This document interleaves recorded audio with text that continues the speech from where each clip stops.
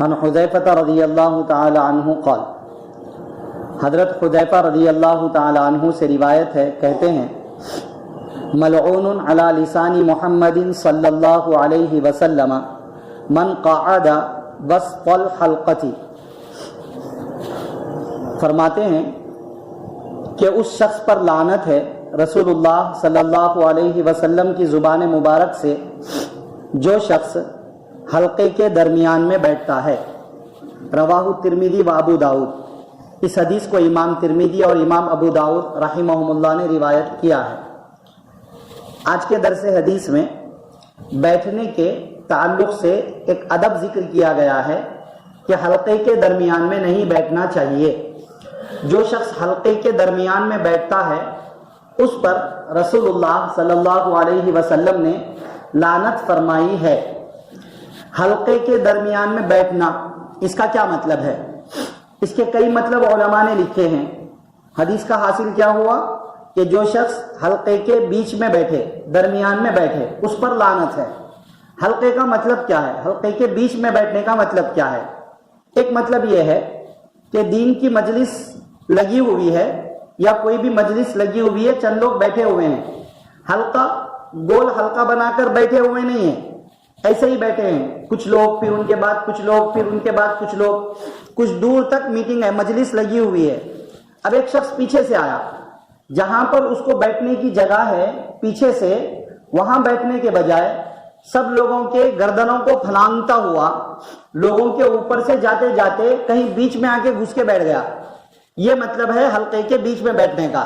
اس پر لعنت ہے۔ کیوں لعنت ہے؟ کیونکہ یہ لوگوں کی گردنیں پھلانگ پھلانگ کر آ رہا ہے، لوگوں کو تکلیفیں دے دے کر کے آ رہا ہے، اور جہاں جگہ نہیں ہے وہاں گھس کر کے بیٹھ رہا ہے، جہاں جگہ تھی وہاں نہیں بیٹھ رہا ہے۔ یہ تکلیف کا طریقہ ہے، اس لیے فرمایا ایسا بیٹھنے والے پر لعنت ہے۔ طریقہ کیا ہوا؟ آئے دیکھے، جہاں پر جگہ ہو وہاں پر بیٹھ جائے۔ اگر سامنے والوں نے جگہ بہت خامخواہ کے چھوڑے رکھی ہے، ہاتھ رکھ کر ان سے کہیں کہ آپ آگے چلے جائیں، یا ان سے پرمیشن لے کر کے بھی لوگوں کو تھوڑا سا جگہ بنا کر جائے۔ ایسا نہیں کہ لوگ جگہ نہیں ہے پھر بھی گردن پھلانگ پھلانگ کر جا رہا، لوگوں کو رونتا ہوا جا رہا، جس سے لوگوں کو پیر لگ جا رہا، ایسا نہیں کرنا چاہیے۔ ٹھیک ہے نا؟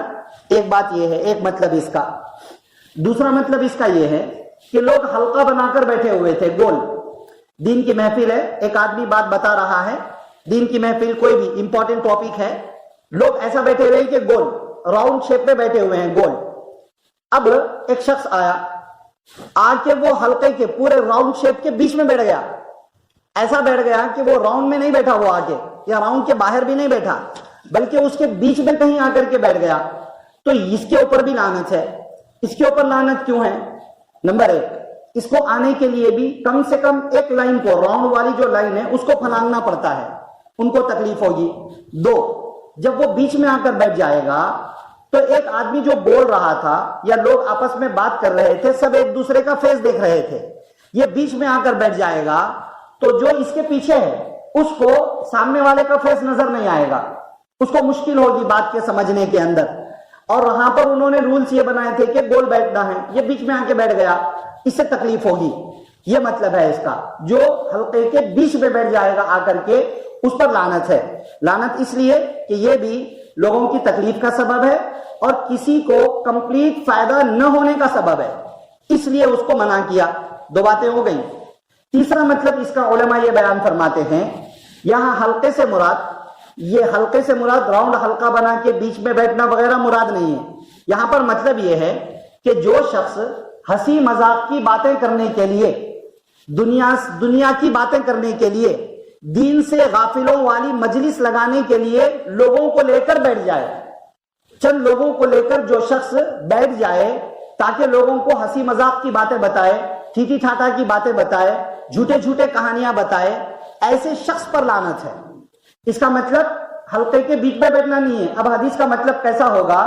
جو شخص لوگوں کو لے کر ہنسی مذاق کی باتیں بتانے کے لیے لوگوں کے ساتھ بیٹھ جائے، یعنی لوگوں کو وہ غفلت میں ڈال رہا ہے، دنیا کی، خالص دنیا کی ٹاپک پہ ہنسی مذاق کی باتیں، جھوٹی محفل لگ رہی ہے، میوزک کی محفل، گانوں کی محفل، لہو لایانی کی محفل لگی ہوئی ہے، اور لوگ بڑے ذوق شوق سے اس کو سن رہے، بعض لوگ رہتے نا ایسے جھوٹی کامیڈیز کرتے ہیں, سب لوگوں کو لے کر بٹھا لیے, اب ایک بندہ کامیڈی کر رہا, پورے ہنس رہے. اب یہ جو لوگوں کو ہنسانے کے لیے جھوٹی کامیڈی کی محفل لگایا یا لہو لایانی کی میوزک کی, اور لوگ جو انتاکشری وغیرہ کی میٹنگیں لگا لے کے بیٹھتے ہیں, یہ سب مراد ہے اس سے. اس کے اوپر لعنت ہے. اس کے اوپر لعنت کیوں ہے؟ کیونکہ اس میں جھوٹ ہے. اس کے اوپر لعنت کیوں ہے؟ کیونکہ اس کے اندر دین سے غفلت ہے. اس کے اوپر لعنت کیوں ہے؟ کیونکہ یہ ایسی محفل ہے جس کا نہ دنیا کا فائدہ ہے نہ آخرت کا فائدہ ہے. فرمایا ایسی محفل لگانے والے پر لعنت. اب اس صورت میں, اس تیسرے مطلب میں, جو بیٹھ کر سب کو بول رہا ہے اس پر بھی لعنت, یا جو ایسی محفل کو مینج کر رہا ہے اس کے اوپر بھی لعنت, اور جو لوگ اس کے اندر شریک ہو کر اس کو بڑھاوا دے رہے ہیں اور ان کے اوپر بھی لعنت ہوگی. ایسی محفل لگانے والوں پر لعنت ہوگی. یہ تیسرا مطلب ہے. ٹھیک ہے نا. 3 مطلب حدیث کے یہ بیان کیے گئے ہیں.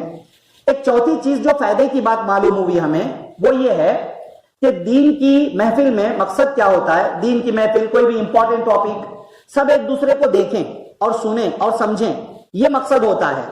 جو دوسرا مطلب بتائے تھے اس لیے لعنت تھی کہ وہ لوگوں کو کمپلیٹ فائدے سے روک رہا تھا.